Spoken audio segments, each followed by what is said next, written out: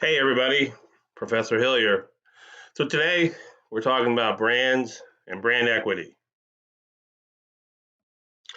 So let's review what a product is.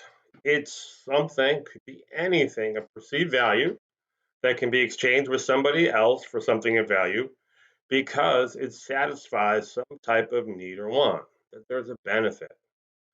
How we judge the value of a product is totally subjective. What may be important to me may not be important to you. What I value highly right now may not be valued highly by me at a later date. And remember, value is this idea of the net worth benefits utility. What do I get out of it after what I have to give up? That's what value is. We can look a little closer at what a product is. And many people like to think about products in terms of different levels. And here we see this circle kind of looks like a bullseye, and there are three levels. And this is probably the most basic way to think about it. In the center is the core benefit. What is the benefit that the target market's going to get from it, the user's going to get? And then you have the actual product, which consists of different features and attributes such as the brand name, the level of quality, packaging. There's a big list of things that could go there. And the actual product is what delivers the core benefit. And then beyond that, we have an augmented product. So these are additional features or benefits or characteristics of the product that go beyond the core benefit. For example, whether or not you need the product installed, the Geek Squad comes over from Best Buy to install it. The quality of the warranty, after sales service, financing, delivery, and credit. Those are all examples of the augmented product. And we can run through an example here. Let's take a Bluetooth speaker, right? What's the basic benefit? The core part, all right, is that you can listen to music wherever and whenever you want. It's mobile and you can take it with you. What might be some of the key things of the actual product? The set of features that really kind of deliver that core or basic benefit, the sound quality and how loud it is, which might look at the watts per channel, the brand name, the speaker design, whether it's cool, small, heavy, rugged, the battery strength, how long the charge lasts, how waterproof or dustproof it is. Can I take it in the pool? Will it float? Those are some examples of perhaps the actual product. And then we can think about the augmented product. So these would be features either of the product or the brand, I should say, or the company providing the brand or selling the brand that go beyond that kind of core benefit of being able to listen to music wherever and whenever. Can you get phone calls through that? Is there a place to charge your phone? What's the warranty on it? How easy it is to send it in for service? Can you pair it with other speakers of similar from the same type of speaker, the same brand, or within that product line for that company? Is there a line in for it? Meaning like you have another audio source and you want to plug it directly in. Those might be some of the augmented product features, excuse me. All right. And what's important is for especially for brands that are very competitive and very similar, they often deliver very similar core benefits. They're all either good or equally good, let's say. So many times we make a decision, either as a consumer or as a business, based on the augmented product features. And oftentimes those are called the determinant feature or features because that's, even though they're not the most important ones, they're the ones that differentiate between different brands and so forth. So they become very important. Next, we're going to look at what is a brand. Now, the definition from the American Marketing Association is a name, a term, a design, a symbol, or any other feature that identifies one seller's good or service as distinct from those of other sellers. So it's a way for marketers, sellers to differentiate their products. Um, this definition, I call it the small definition. It's not what brand or branding means today. It's a much more inclusive type of term and a larger term. So, what is the big definition? I'm going to read it. So, a set of associations, which in our head, in the customer's memory, which means what you know, your beliefs, your feelings, everything, emotions and beliefs, based upon direct and indirect experience that influences that person, her beliefs, attitudes, expectations, feelings, and behavior toward the brand. So let's unpack that a little bit. So it's your perceptions of the brand based upon your own experience with it, the experiences you observe that other people have. And it affects your feelings, emotions, attitudes, likelihood of behavior, and your actual behavior toward that brand.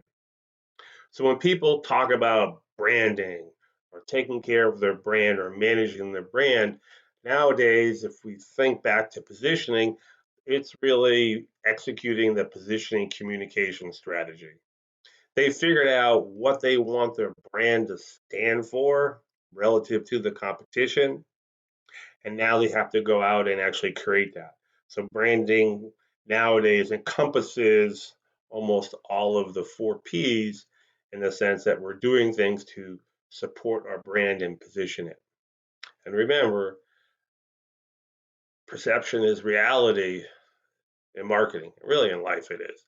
All right. And it's not the best brands that are most successful, but the brands that customers believe are the best. So it isn't having the best quality that is most important, but it's being the brand that your customers feel has the most quality. In other words, LG phones may be just as good as the Samsung phones if you do a objective test of them, but that's not what people believe. People are willing to pay more money for the Samsung phones because they believe they're better. Brand equity is an important concept in marketing, and it comes from the idea that we should be able to measure how much a brand name is worth. And equity is used in the financial sense. For example, if you have a mortgage of $200,000 on your home and you paid off $50,000 worth, you have $50,000 worth of equity. It's the assets that you own or have the rights to. You owe the bank another 150,000, but you have $50,000 worth of equity.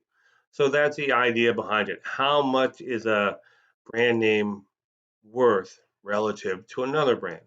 So it's the differential effect that brand knowledge, how people perceive your brand, has on customer response to the marketing of that brand. Are they more or less likely to purchase it or to consider it? And we can think about equity as being either positive or having low levels and even negative. So it's kind of a liability, even though nobody uses that term. So look at sneakers: Skechers, Nike, Adidas, Puma, Under Armour, Reebok, New Balance, Vans. Which ones get the highest prices? Which ones are the most popular? It's not the same for all groups. I told you that for me, Skechers has low levels of brand equity because I feel like they're for old people. And so if I wear them, even though I like the designs and they make them in wides for my wide feet, they'll make me feel old. So I'm less likely to purchase them. Obviously, a company like Reebok has really struggled in athletic apparel and sneakers and equipment. Adidas has done pretty well, and Under Armour has been struggling, especially in sneakers. While Vans, right now, their brand equity is pretty high. They're very popular. If we look at a recent survey of top brands before the coronavirus, of course, in our country, there's not too surprising a list. Apple, Amazon, Pinterest, which is surprising. Pinterest is a social network, a place to collate images. Used 80% of the people who use Pinterest are women. Netflix, Android, Google, right? The parent company now is called Alphabet for both of them. Samsung, KitchenAid, which I find very surprising. Spotify, at the point in this survey, the leading app for music sharing and streaming, and Nike.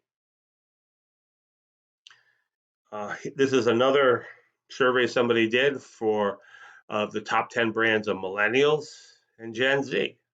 You guys are on the left, and on the right are maybe your older brothers and sisters or older friends that you have.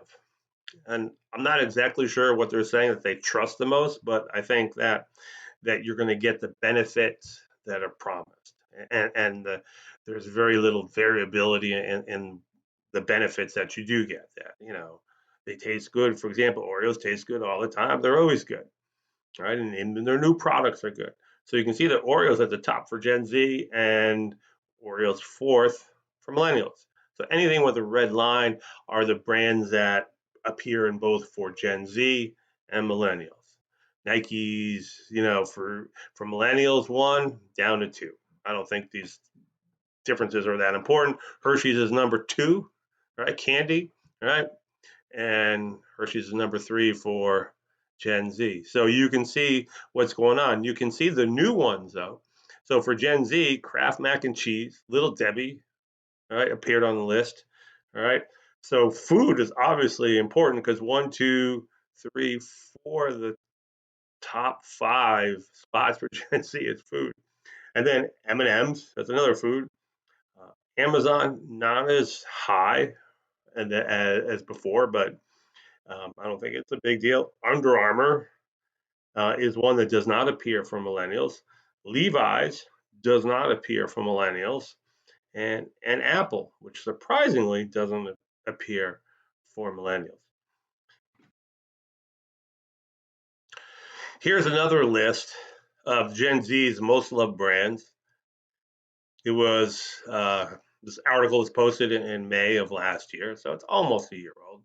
And here are the top brands: Google, Netflix, YouTube, Amazon, Oreo, PlayStation, Walmart, a little surprising, Target, PlayStation way ahead of Xbox, Doritos, Nintendo ahead of Xbox, Chick-fil-A, Nike, Marvel, Spotify, Instagram, Pizza Hut. That's kind of surprising. Sprite, the only soda on there. Dunkin' Donuts versus Starbucks, Dollar Tree, and Skittles. I don't know how you feel about those brands, but this is a survey of probably close to 1,500 Gen Z respondents. So maybe there's some validity to it. So why do companies spend so much money positioning and creating brands with high levels of equity? Well, because there are some serious benefits. First of all, is greater brand loyalty. People are more likely to buy your brand and not the competitors. You become less vulnerable to your competitors' marketing. When we talked about consumer decision making, if you already know an answer to your problem, you already know what you're going to do, you already have a brand you like, you don't pay attention to the competition. And then when you do have an issue as a company, you may be less vulnerable. So Chipotle a number of years ago had problems with E. coli. Toyota had problems with sudden acceleration in their cars and braking. And Volkswagen had issues with scamming the pollution controls in their diesels.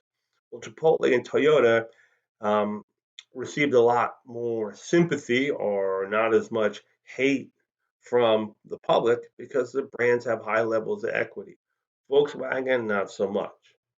So, it's like, hey, he's a good person, she's a good person. Everybody makes a mistake. It's okay.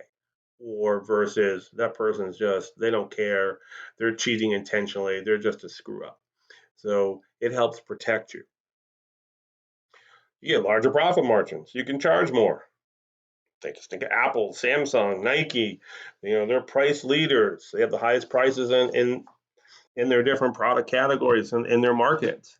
People are less sensitive to when you raise the price. How much does a phone cost nowadays? Oh my gosh. Okay. And many times, if you can lower your price, people will buy more.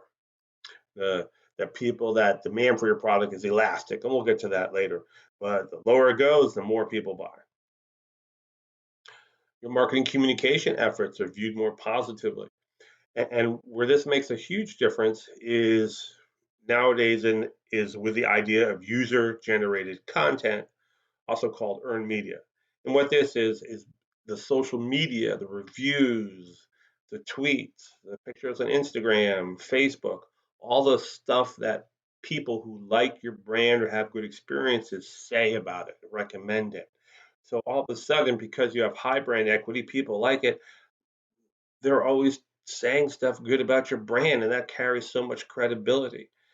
And you have greater customer engagement. Again, something we'll talk about later when we talk about marketing communications. But you're more likely to have some type of dialogue or interaction with your customers, and the more you do, the more likely they are to buy your brand. Don't forget the supply chain. Business to business marketing, the greater brand equity, the more important your brand is perceived, the more important your company is, and the more profit you can command. And then you can use brand equity, a strong brand name, as a platform to create brand extensions, other types of products with that same brand name. And we'll talk about that later in a few minutes. And co-branding. And co-branding is when you bring together two different brands, and they get for two different types of products. They can be from the same company, um, but together you're more likely to find other companies will want to create products and partner with you. So our favorite ice cream at home is Breyers cookies and cream ice cream with Oreos. So Breyers is one brand name, Oreos is a separate brand name. I believe they're separate companies. Right? So together, right, they both benefit, and now they create, even more brand equity for this one brand right here. Next, we're going to talk about what people call nowadays branding architecture. It's what are different branding strategies when you have more than one product? How can you do it? Um, there are other names for this. The three different strategies here: branded house, house of brands, hybrid. You might hear family brand, um, individual brand names, and then a combination one. They're all the same. So the three concepts really haven't changed. The names have changed over time. So the first one is a branded house, sometimes called the master brand name or a family brand. And that's where all the brands basically share the same brand name. So if we look below at the example, you can see there's FedEx, FedEx Freight, Express, Custom Critical. Freight, Express, Custom Critical, Ground, those are just descriptions of the product. So they're not part of really the branding. So everything is FedEx, all right? FedEx Kinko's is no longer around anymore. Now it's just FedEx in their offices. So they use a family or a master brand there. So every product in the house shares the same brand name. Sometimes you need to have separate brand names. Sometimes it's for targeting. Toyota and Lexus. Toyota makes Toyota vehicles. They sell in the US, and they also make the Lexus. And they keep them separate because the people who are going to buy a Prius or a Corolla or a truck aren't the same people who want to go to a luxury dealership and spend 40, 50, 60, 70, 80, however how much money on a luxury car. They felt they needed to separate the two. Uh, Sometimes you have incompatible products. Swift Premium Ham, right? Getting close to Easter, you might have a ham. Well, they also make fertilizer from the pig waste. So you wouldn't want to have the same brand name, Swift Premium Ham and Swift Fertilizer. Might not taste too good. Same thing with Mars. Uh, they make Snickers. They make a lot of candy. They also own Iams Pet Food. Again, Mars Candy and Mars Pet Food, you wouldn't want there to be a mistake at the factory. Nestle's has the same issue. Candy, chocolate, cocoa, and they also own Purina Pet Food. So sometimes you separate into different master brands because perceptually the products are incompatible to your target market. What's the advantage of this? You tap into the master brand's equity. So if you have a really strong name like FedEx, who was the first company to do overnight delivery, you can share that now with these other types of services that you offer, whether it's supply chain, trade networks, express. What's the risk? Well, there's two risks. One is brand contamination. One bad brand spoils all the brands. One bad apple spoils the whole bunch. So when Christmas time comes or the holiday season time comes, and there's videos on YouTube going viral of FedEx drivers throwing products over people's gates and fences and mistreating them, it could hurt all of their businesses because hey, they're probably the same drivers. So one bad brand can spoil the rest. The other issue is dilution. All right. So you can think about it. Your brand equity is represents the value that you provide, the stuff that makes you different from your competition. That's your special sauce, so to speak.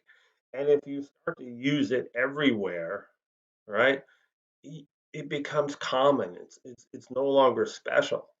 And there isn't a lot of research that supports this, but from a common sense standpoint, it makes some sense. Now, the best way to avoid dilution is to do what Nike does. So Nike makes everything. They're in so many different markets and types of products. And how do they keep their brand name strong and powerful? How do they keep up their brand equity? Well, one, they make good products, but most importantly, they invest a lot of money just advertising the brand name. Just do it. So many Nike's ads, yes, they'll focus somewhat on the product that they're talking about, whether it's clothing or technology or sneakers or whatever, but a lot of the brand still communicates the basic benefit of Nike. Just do it. And so they're able to avoid that dilution. The opposite of a branded house is a house of brands, where every brand in the for the company that the company has its own brand name with no connection to any other brands. Here are some Procter and Gamble ones: Old Spice, Crest, Folgers, Olay, Tide, CoverGirl, Duracell, Vicks. Unless you read the label very carefully, you wouldn't know they're owned by Procter and Gamble. Why do they do it? For three reasons. First, it eliminates the risk of brand contamination. It also solves the problem of brand dilution, right? Every brand stands on its own merits and is not sharing their brand equity with other brands. And we'll look at an example in a minute. It also helps with the positioning. So you can develop unique positions for brands that are in the same product category.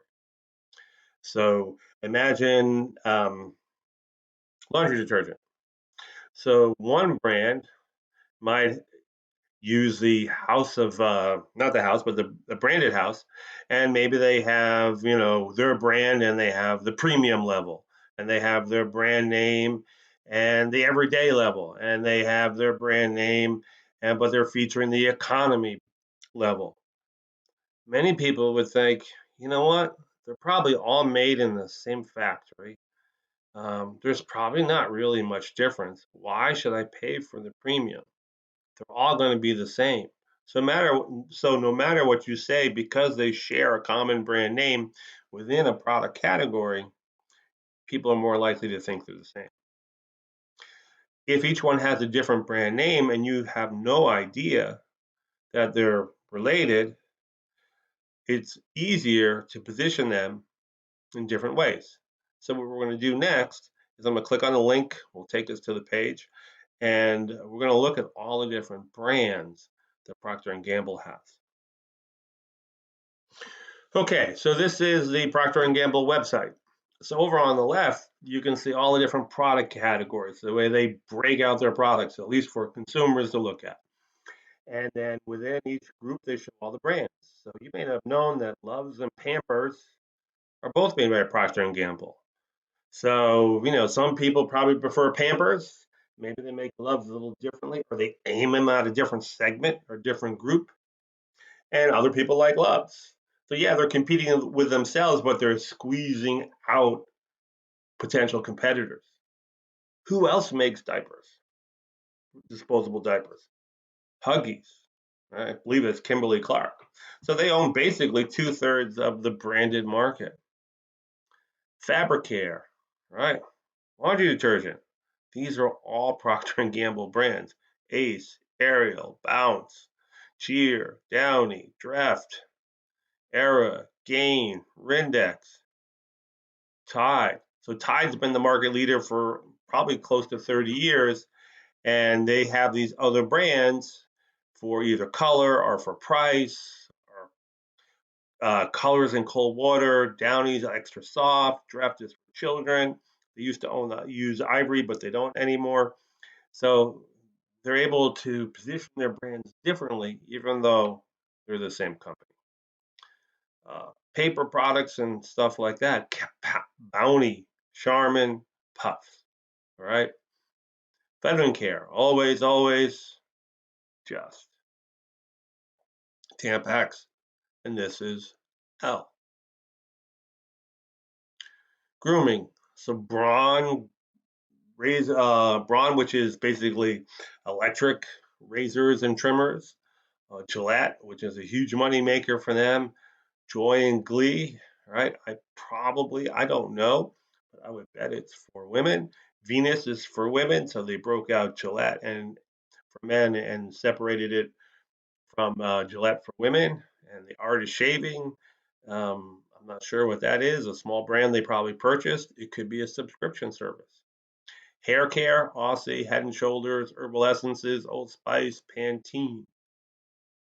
Home care, Ambipure, Cascade laundry for your dishwasher, Comet like a scrub, Gain they're pushing for a general cleaner, Febreze, right, and smell those both things, and more dishwashing liquid.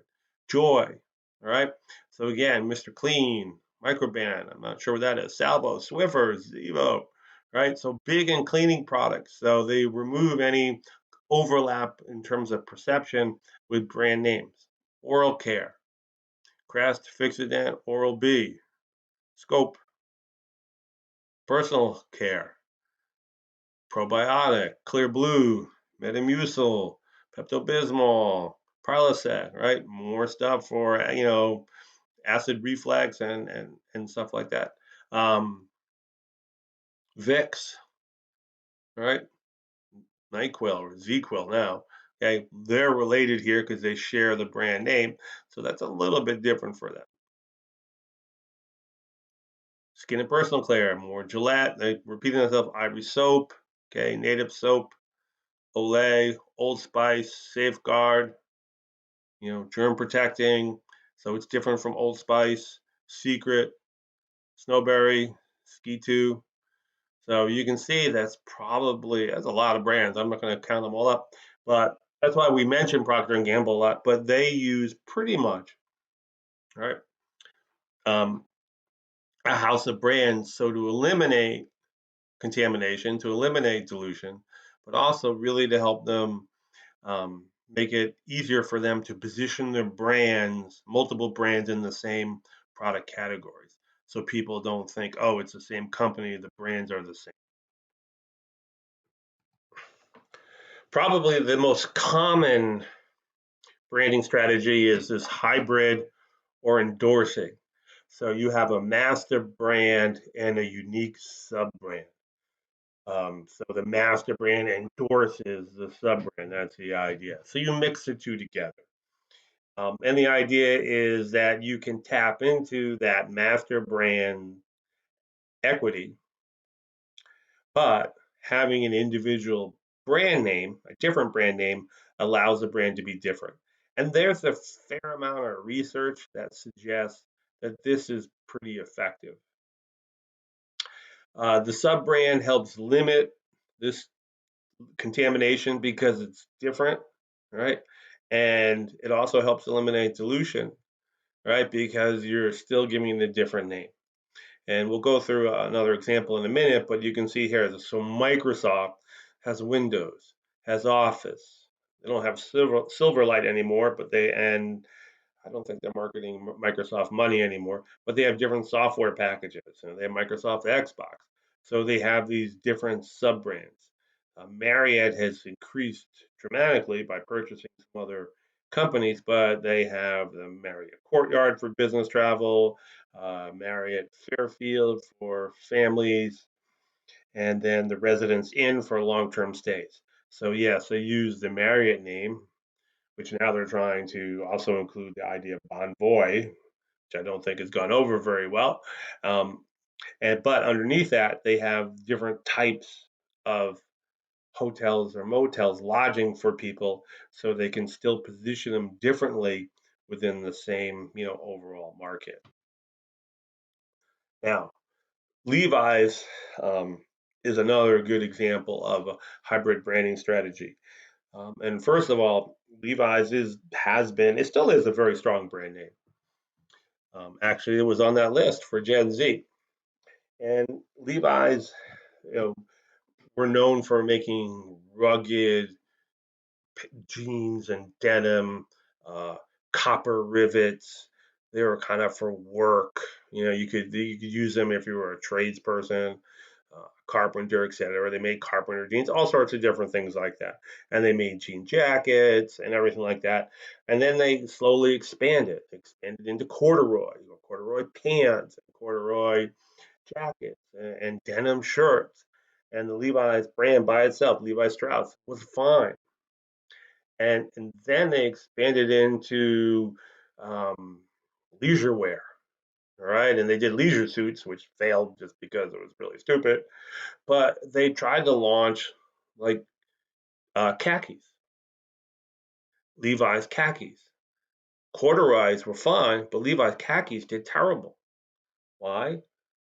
Because in people's minds, Levi's had to be rugged and tough, right? And corduroys were, enough like that.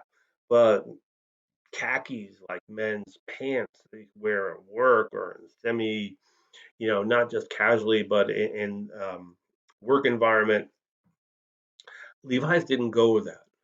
So they struggled. And what they did was they went to a hybrid branding strategy. They made Dockers by Levi Strauss. So they led with the hybrid name, Dockers, and then they tagged along behind it Levi Strauss. And that was enough to get people to buy into them. Now they've dropped the Levi Strauss from the brand name and they just call them Dockers. They even have their own website. And they're by far the leading brand of kind of business casual, I guess we would call it now, of khakis and pants and chinos, etc. I mean, that's what I wear every day. So they used it to soften their brand equity or image so that it didn't have to be something tough and rough like Levi's. Now they're doing the same thing with their jeans. So they have four different kind of types of brands of jeans. They have Denizen, which are usually less expensive, so not just at Target, but I think they led initially with Target. You can get them at Kohl's, you can get them on Amazon. Then you also have Signature by Levi's, which probably the main company selling them is Walmart. Uh, too big a vendor in this case for Levi's to ignore. And then you have the original ones there, the 505. That's me right there. All right, that's what I wear. So why would they come out with the less expensive brands. Well, first of all, those are attractive target markets. And also, by coming out with a less expensive brand and not discounting the 505s or their kind of original jeans, they're able to maintain that pricing. So they've created, an economy brands, even though they're not going to call them that. They have their original brand in all the different variations, and they do have vintage Levi's, which on some places sell for 200 to $300.